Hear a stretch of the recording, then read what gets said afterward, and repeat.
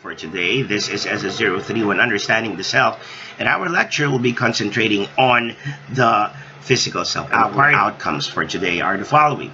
Hopefully, by the end of this lecture, we will understand the biological concept of our physical selves.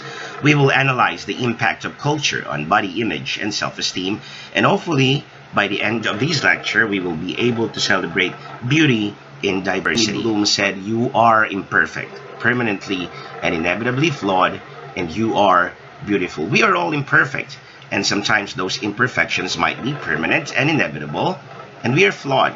But those imperfections, those flaws, are what makes us beautiful.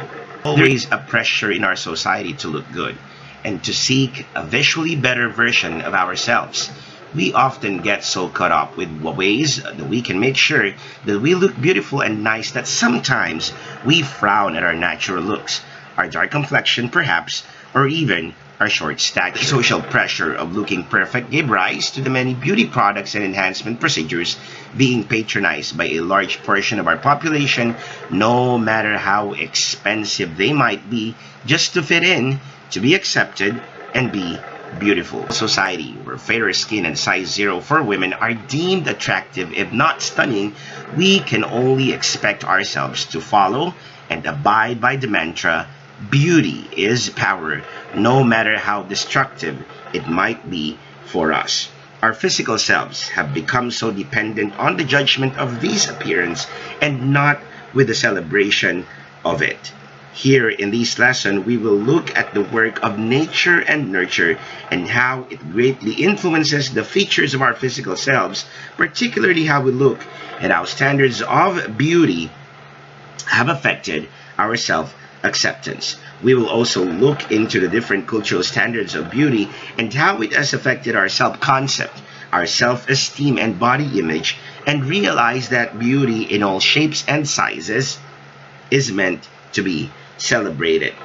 Have you ever asked yourself, why do I look like me?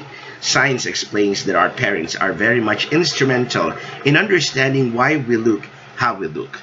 Gregor Mendel first figured out how genes are passed from parents to offspring in plants, including humans.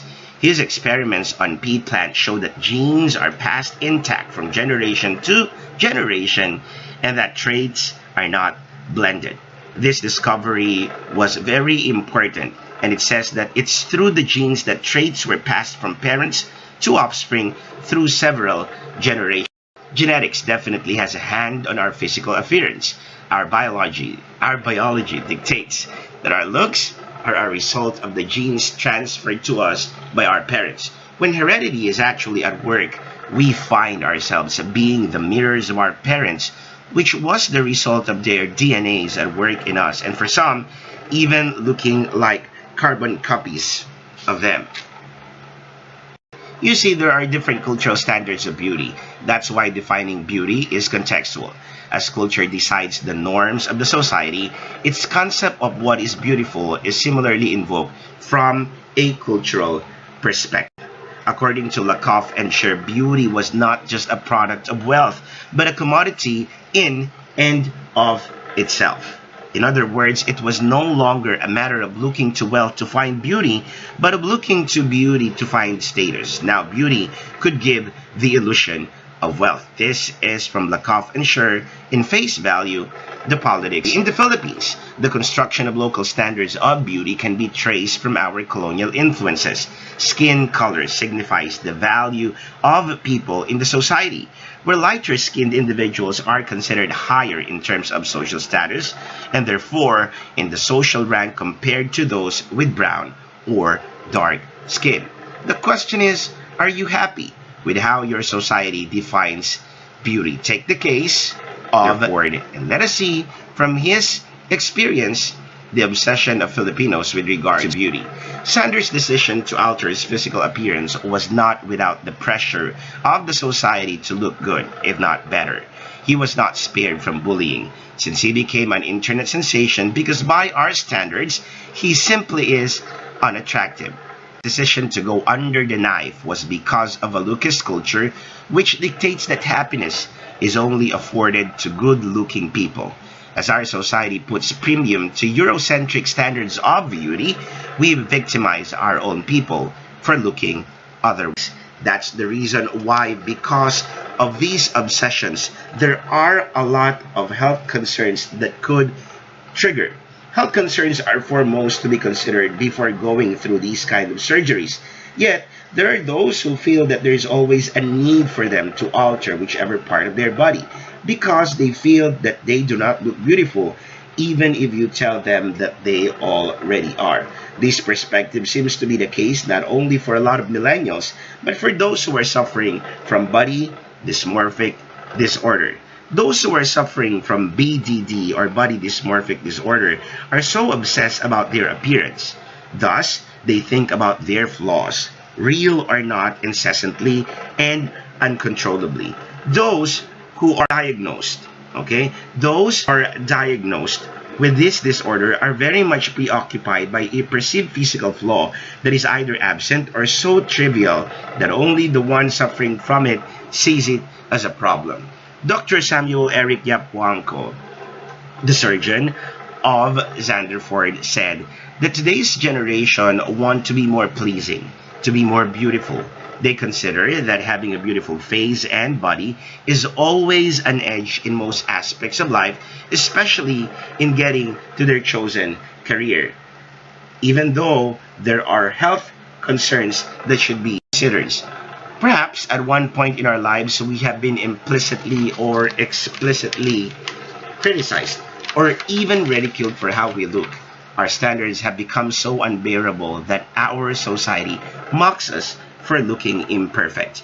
This has caused many of us to lose confidence in ourselves and break that one last strand of self-esteem that we have. That could actually trigger to anorexia and lead those health concerns to anorexia. Now, anorexia is defined as a serious mental illness where people are of low weight due to limiting their energy intake. It can affect anyone of any age, gender, or background.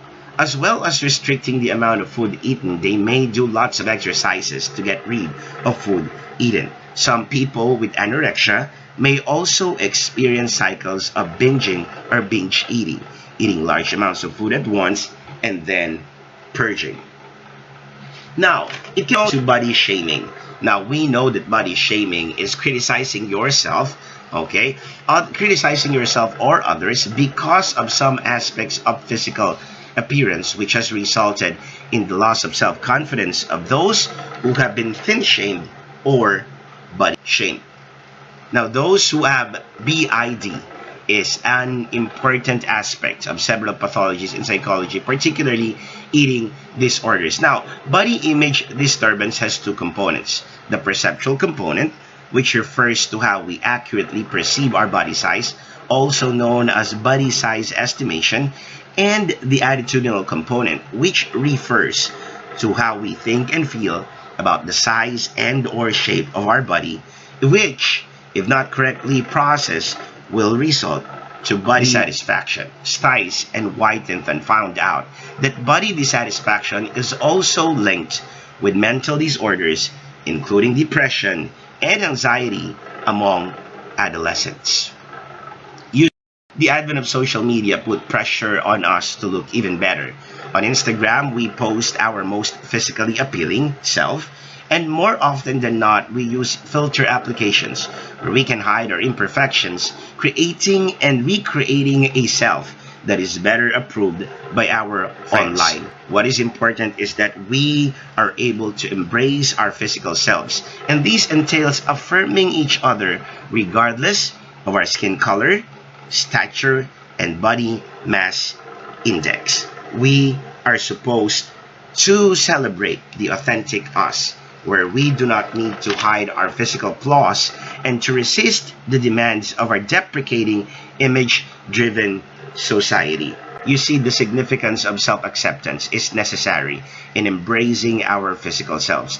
We have to be reminded that our health is foremost in all these. Remember that body size, shape, and skin color and stature are never correct indicators of a healthy life. Remember that as Psalm 139 verse 14 says, you are fearfully and wonderfully made.